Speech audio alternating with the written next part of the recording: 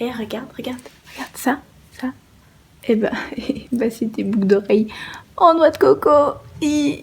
Qui aujourd'hui n'a pas entendu parler de l'huile de coco? On en parle partout, tous les bobos en ont, toutes les personnes qui veulent manger de manière un petit peu alternative en ont aussi. Je suis là pour te dire que ça ne sert pas uniquement à faire la cuisine.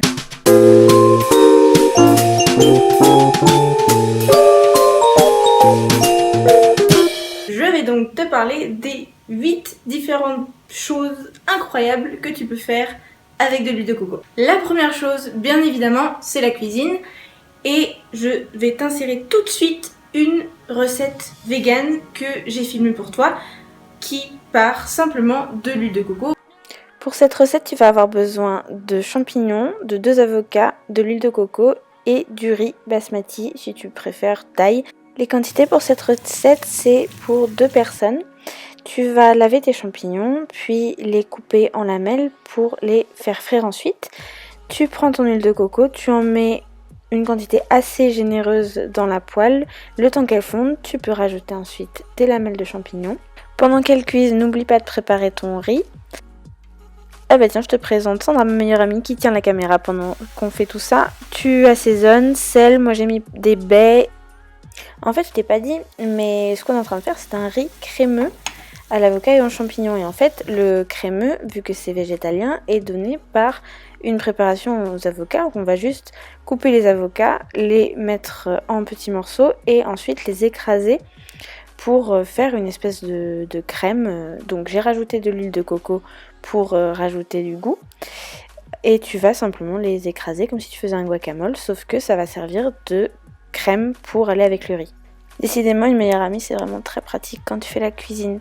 Alors avec les avocats, j'ai décidé de rajouter une crème de coco, mais c'est absolument pas nécessaire, c'est juste moi qui avait ça dans mon frigo, donc j'en ai rajouté encore une fois pour faire vraiment une crème. Donc quand c'est prêt, tu rajoutes le riz et tu mélanges tout ça. Le résultat n'est pas forcément très ragoûtant, mais je te jure que c'est absolument délicieux.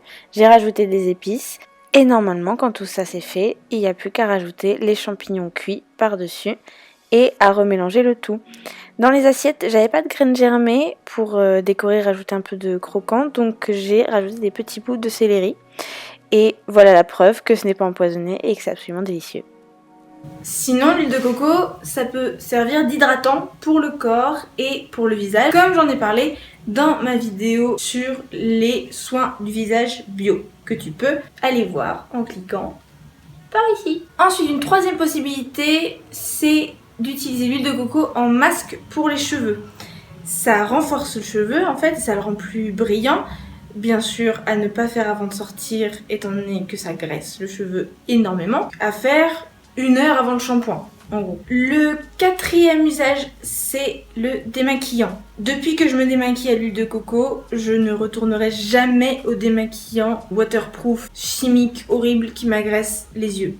C'est parfait pour se démaquiller.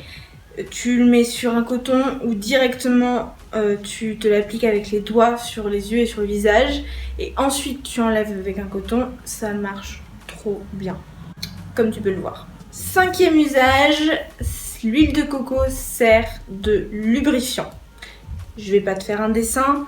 C'est une excellente alternative naturelle aux lubrifiants chimiques qu'on trouve dans les supermarchés. Ensuite, ça sert de dentifrice parce que ça blanchit les dents. Donc forcément, ça mousse pas ou quoi, mais tu peux le mettre de temps en temps sur ta brosse à dents parce que ça a une fonction blanchissante. Et tu peux aussi t'en servir de bain de bouche. C'est très conseillé pour éliminer les toxines le matin. Il y a beaucoup de gens qui font ça. Pour les personnes qui prennent leur douche le matin, c'est parfait. Tu te mets 1 cuillère à soupe d'huile de coco dans la bouche et tu laisses mariner tout ça, sans l'avaler bien sûr, pendant 10-20 minutes. Le plus que tu puisses tenir. Et après tu recraches tout bien sûr.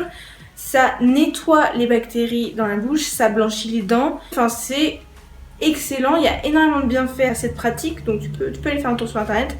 Je pourrais peut-être te trouver un lien, tu regarderas dans la description. Et enfin, la dernière fonction de l'huile de coco que j'ai testée, en tout cas moi, c'est le gommage. Et je vais t'insérer une recette tout de suite.